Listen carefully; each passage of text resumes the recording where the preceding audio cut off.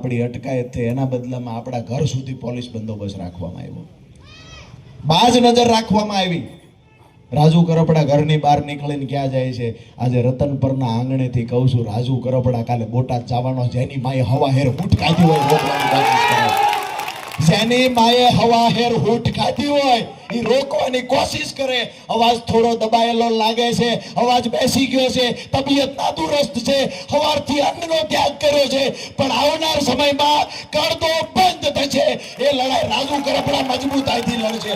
કોઈ એવું સમજતું હોય, કોઈ માયનો લાલ એવું સમજતા હોય કે પોલીસને આગળ કરીશું, અરે ભાજપના બે ફંતરિયા એવું સમજતા હોય કે પોલીસને આગળ કરશું, રાજુ કરપડાનો અવાજ દબાવશું, ગોપાલ ઇટાલિયાનો અવાજ દબાવશું, અરે એને કહીએ છીએ ટોટીએ દૂધ પીને મોટા નથી થયા, અમે ખેડૂતના દીકરા છીએ। કેવી રીતે લડાઈ અમને પણ આવડે છે।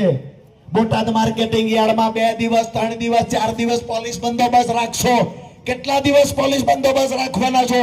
અહીંયાથી કાલે નીકળો તો બોટાદની અંદર પ્રવેશ થતાની સાથે પોલીસ ઊભી રાખશો, કેટલા દિવસ તમે લોકો પોલીસ ઊભી રાખવાના છો? હું પણ જોઉં છું કાલે બોટાદ જતા કોણ અટકાવે છે।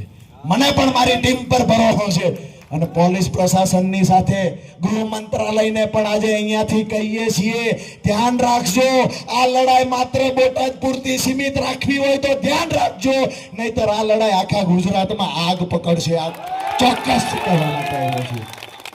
આખા ગુજરાતમાં કડદા કંપનીઓએ રાજ કર્યું છે, વેપારીઓના ખિસ્સા કાપવાનું કામ વર્ષોથી થઈ રહ્યું છે।